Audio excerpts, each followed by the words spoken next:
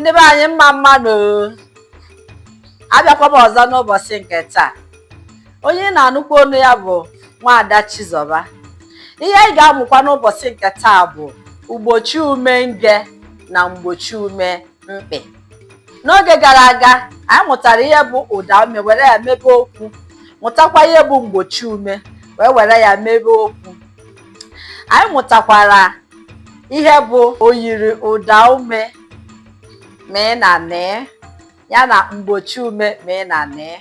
Aga m achọ ka ị gaa na nkụzi nkụziri ikpeazụ mgbe m kụziri ụda ume kụzie mgbochiume. Akụzikwara m oyiri ụda ume mee na nee, kụzikwa mgbochiume mee na nee. Ama m na ị ga-amụtakwa ihe. Ngwa n'ụbọchị nke taa ebe m ga-arụtụ aka bụ Mgbochiume NGE na Mgbochiume MKPị. Ekekwara mgbochiume ụzọ abụọ. Nke mbụ bụ Mgbochiume NGE, nke abụọ bụ Mgbochiume MKPị. Kedu ihe bụ Mgbochiume NGE? Mgbochiume bụ okwu abịdị nke bụ dị otu, nke kwụrụ onwe ha. Ị na-anya kịta, nke a bụ mgbochiume anyị depụtara, nke kwụrụ onwe ha: bi, di, fi, gị, ghe, je, ke, le, me, ne, nye, pe, re, se, ti, vi, nwe, nye, ze. Ndị a bụ ndị kwụrụ onwe ha. Ha ka a na-akpọ gịnị? Mgbochiume NGE. Mgbochiume MKPị bụ okwu abụọ edekọrọ ọnụ ha ghọọ otu mkpụrụ okwu. Edepụtara ha iji wee mee ka mkpụrụ abịdị Igbo wee mee gịnị? Wee zuo oke.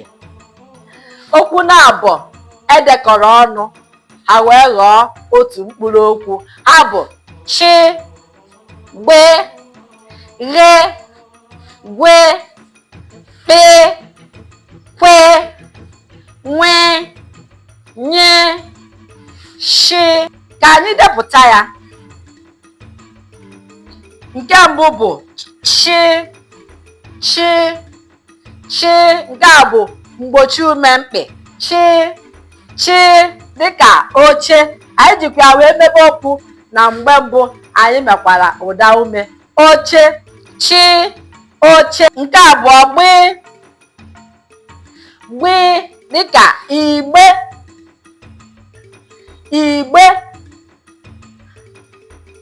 Ghe, ghe, agha,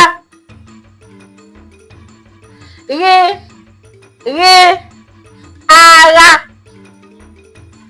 Gwi, agwa. Kpe,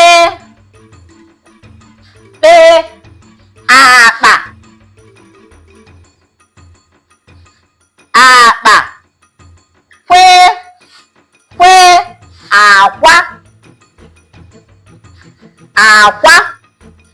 Nwe, nwe, nwe, enwe, nwe, enwe. Nye, anya, nye, anya.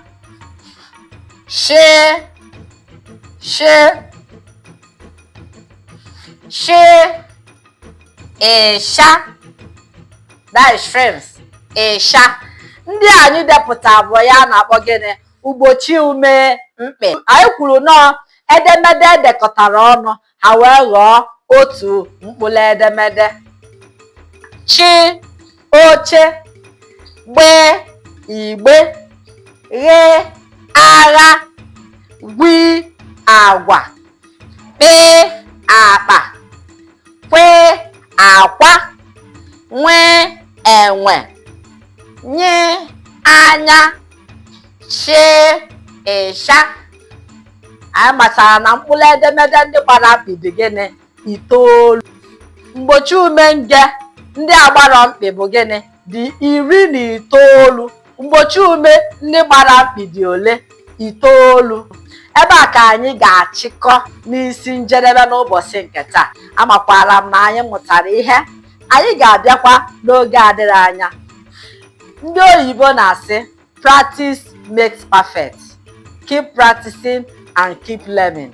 ịhafụkwana ya. If you have not subscribed to my YouTube, please subscribe to my YouTube channel, Easy Learning with Chizzy. Follow my Facebook, like, share for more interesting topics. Thank you and God bless. Bye.